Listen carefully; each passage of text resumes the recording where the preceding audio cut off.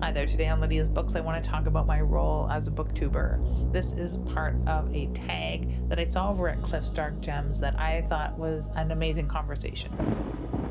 I looked at some of the other videos and I'm going to be watching more of them. So if you know anyone that's done the booktuber role tag, let me know. It comes from Allison Annotated. It's a channel that's new to me, so I have subscribed because I really liked her take on thinking about BookTube. She doesn't do tags a lot apparently, but maybe hopefully she'll do more because I really like the conversation that this sparked. And yeah, this the booktuber role thing has been top of mind in a lot of, there's another Allison channel, Allison Talks Books, where it's about conversations about the bookish sphere and booktube in general and how booktube interacts with readers and how readers interact with reviewers. So yeah, question number 1, how do you view your role as a booktuber? Examples might be as a critic, a curator, an influencer, entertainer, an educator, etc. How do you view your role as a booktuber? So many people in smaller booktube, I think it's really just to share your love of reading, and it's for me exactly that. And it is to bring books to other people, to talk about books so that we're having a two-way conversation here. It's not necessarily educator, performer, influencer, all of those kind of dirty words when it comes to smaller booktube. But then you look at like big booktube, where they are literally that. They are educators and influencers, and that is the name of the game. I don't think there's a two-way conversation in a lot of channels, unfortunately, and I feel it here that there is. So my role as a booktuber is book fan, big old book fan, because I really do like to talk about books that maybe people haven't heard about and highlight books that maybe aren't getting the spotlight on the shelf, right? And also to talk about all the amazing old books I have. It's not all about new books. Question number 2 is, do you have any educational background in literature or literary criticism, either formal or self-directed? And if you are comfortable with sharing, do you have any other education or professional experience that you bring to bear on your reviews? Yes and no. I'm a writer, I guess. That helps, sort of. Maybe it's the bad thing to be a writer and do booktube. But I'm a journalist, trained journalist, have journalism, and I took graphic design previously. And you'll notice in my books coming out this month videos, I do talk about the design, sometimes more than the book itself. But I digress. Yeah, a little bit. I don't have a BA in English. I've never written literary criticism typically for a publication, although I do curate the new releases column for the Horror Writers Association members newsletter. That's one thing. I also have written reviews for pay. I've ghost written reviews for a couple of years, a good number of years, maybe 5 or 6 years, but they were really like few and far between. I didn't write them all the time. I maybe wrote 1 a month at the height of it, and maybe 6 a year at the low end. So it wasn't like my bread and butter by any means, but it was an exercise for my journalism and my love of reading, right? So yeah, a little bit, not really, no formal education. I haven't made, that's not my bread and butter. It's not my main job to write literary criticism by any means, and I've not been formally trained in it, although I did take a course in college called Reading for Recreation that did cover some basics. It's sort of like literary criticism light. It was a good elective course and I really enjoyed a lot of it, and I do use some of those practices when I'm reading. I think my journalism career and writing style works better for writing reviews than any sort of formal literary criticism too, right? But anyway, question number 3. Do you typically do any research on either the book or the author before you review a book? Depends. Sometimes, I don't review every book I read, and we'll touch on that in a future question here, but I do sometimes. If they're an author I don't know a heck of a lot about, or if I have questions about how the author's real life interacts with the fictional world they've created in the book. So yes, I do take a look at some things like print runs or the history of the book if it's been published before, or when the future iterations are coming out, if it's going to be turned into a movie. So some light research. It depends. So with things like Stephen King's Revival, I did do a little bit extra research because there is a big difference between the Stephen King that I have researched more heavily old Stephen King. As a teen, I read a lot of like nonfiction books about Stephen King and articles and interviews, and there was a gap where I didn't really do so much of that, so I had to kind of catch up. So I do research, not a whole lot though, and not on every book I review. Sometimes I just take it at face value, or sometimes I know the author either in passing or a little bit as an acquaintance, and it's easy to do research because you just kind of know these things. But yeah, it depends. Question number 4. Do you focus your reviews more on the objective qualities of a book or more on your subjective opinions about it? Both. And it depends. Again, I mean, yes, I can go through all of the who, what, when, and where of a book. That's easy and it's fun, actually, and quite informative. But your subjective opinions are formed by those objective quantifiers, are they not? I can't help but do that, and no one can help but do that. A book review, I don't think, exists without a subjective opinion interjected. At least not a good book review. And it's one thing to say if somebody likes or doesn't like a book. I don't usually weigh a book like that because someone else might like things I don't.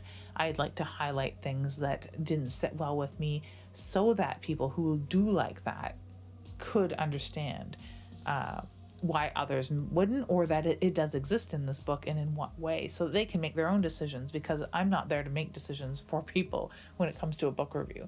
I don't think that's the purpose it serves, and it shouldn't be the purpose it serves, because some reviewers, and this is ties into a future question, why a lot of print reviewers or reviewers in print, I didn't like to read, because I'm not there to be told whether a book is good or not. I'm there to find out for myself if a book is good or not. And that's what I try and offer in my reviews, right? A little more information and a little less opinion, but the subjective opinion does come into play. I also only review books I really liked, so that helps, right? Except Son of Rosemary, which I'll always say is my only slam review, and I hope it will always be my only slam review. Question number 5. Have you ever received a free book or advanced reader copy from the author? And if so, did it have any impact on your ability to honestly review the book or on how you felt about it? Yes and no.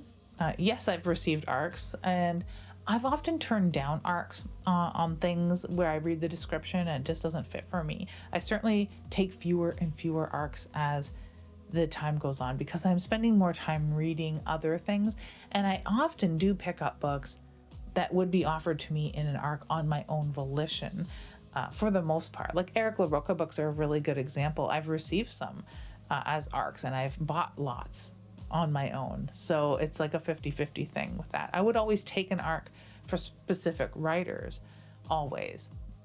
I would have bought it anyway. So I don't think that really influences my review. I've definitely received books as ARCs that I've not reviewed, because I get partway through it and it's a DNF, and I don't really even count it in my reading stats, which I don't really keep up on anymore. Partially for that reason, because I've gotten a lot more free about my DNFing of books. But yeah, I would say it doesn't really influence it, but I wouldn't have read it otherwise. So it does influence my choice of the book often, because there's a lot of ARCs from independent published and Canadian writers that I wouldn't have heard of otherwise had they not approached me.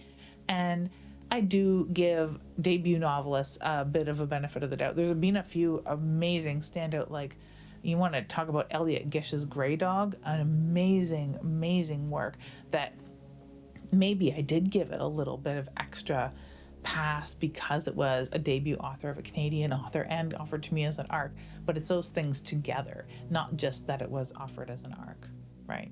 So yeah, no, I don't know. You'd have to really get granular with my answer to that one, I guess. Largely, no. It does not influence my rating if I were to be giving ratings. Question number 6. Do you review every book you read? Are there reasons that you might read a book and choose to not review it? Yes. I don't review every book I read. I review maybe 1 or 2 books a month. And there's a reason for that, because I do tend to write a good 1,000-word essay, 600 to 1,000-word essay on the book for the review. I don't offer reviews about every book I read on my like wrap up videos and stuff like that, because sometimes they just kind of like, I don't know, there's even books I love that I want to do a review on. Marcus Cleaver did The Caretakers. I absolutely loved it. I ripped through it. I haven't gotten around to making the review, but I will. There's been 10 other books that surrounded my reading of that book that aren't going to get reviews because I don't have the time to devote to reviewing every single book, and that's part of the problem. And not every book is reviewable because I don't have a heck of a lot to say about it. It was a good book. Let's say if I gave star ratings, it would be like a 3.5, 4. Not that, interesting to talk about to me. When it's a 5-star read, though, I'm very moved to talking about it. So yeah, I don't review every book I read. No way, not by a long shot. And also, as a note to that one, a lot of times if a book is heavily reviewed, I don't review it because I don't want to just be throwing my hat in the ring to 700 other people talking about the same book. I like to review books that maybe aren't getting talked about as much or are very, very fresh and undersung already, or are old books. I like doing that a lot too. Question 7. How do you feel about the fact that many people now primarily consume book reviews by hobbyists on BookTube rather than professional critics? What is lost and what is gained? What is lost are jobs, journalism jobs. Bona fide journalists write a lot of those reviews or wrote a lot of those reviews. And it is a hard and long road to till, I think. But then on the other hand, like I said previously, a lot of times some of those reviewers would take a stance of telling people what to read and that their opinion, much like the lauded food critics, if a restaurant gets a bad review from a food critic, then they're doomed. That sort of thing existed in book reviews. And I didn't read a lot of them because I always felt I was being preached to, or because I like horror and extreme horror first and foremost. A lot of the books I want to read aren't being reviewed by our journals of record. So there's a lot to be gained, I think, by the hobbyist doing reviews, and not because I'm sitting here talking about the book reviews I do, or because I watch primarily book reviews on BookTube. Those were user reviews to me first and foremost. So I really liked that, and I still do turn to BookTube to see if I want to hear about a review or a book. I do search, and I like text reviews a lot better sometimes, so I turn to a blog. And we've kind of cut bloggers, unfortunately, out of this equation. I really wish that the book reviewers that we find in magazines and newspapers would all have blogs like Too Much Horror Fiction and review like every single book they read instead of just the ones that they're getting paid to, because that's something that will be lost. There won't be so much of a monetary incentive for books to be reviewed by these publishers of record. Now, Publishers Weekly, people are paid, ghostwriters. I didn't work for them, but ghostwriters do write those reviews, and you pay for those reviews. So they're not really subjective reviews, in my opinion. They are reviews that an author has submitted their book and paid to be put in, especially a starred review, and that someone is paid to read. So how useful is that, really? I'd like to see that come to an end. But that should have always been a free thing that the Publishers Weekly editors are moved to review the particular book, not paid for pay. It's never sat well with me. Even in newspapers, people do submit books to newspapers. I've submitted press releases for my books to newspapers, and no doubt 700,000 of the authors watching this right now have too. And have they heard anything but crickets from those press releases? It's very rare that a press release actually does the work for you. The agent or the publisher sends the book with a press kit that is already known, and everyone else is talking about that book. So, the books that are being reviewed are kind of a shoo-in, unfortunately. It's very rare. Now, I will have a shout out to one publication in particular that does the proper work, I think. My favorite, Roomwork magazine, has a lot of book section. The book section has grown over the years, and it's very exciting. And it has a lot of books that do fly under the radar. I don't think they rely only on press releases. And of course, there are HWA members at the helm here. The Ninth Circle section is curated by Monica Kubler, and she is an editor at Rue Morgue, and she's their books editor and writes a lot of their reviews. Other people write their reviews. It's not all one person, which I really, really adore. And it just seems to be a really good mix. You can see sometimes there are some leanings toward Canadian things or popular things, but sometimes there's a total, like, off-the-wall book choices that I would have never expected. Lately, there have been spreads on an author or a book or some blast from the past. There's always something interesting and an editorial. So if you are looking for horror reviews specifically in a print format, turn to Rue Morgue, because I really do believe they're doing it right. I don't have any insider information as far as how they curate those lists of books, if it is on publishers or editors or press releases or what.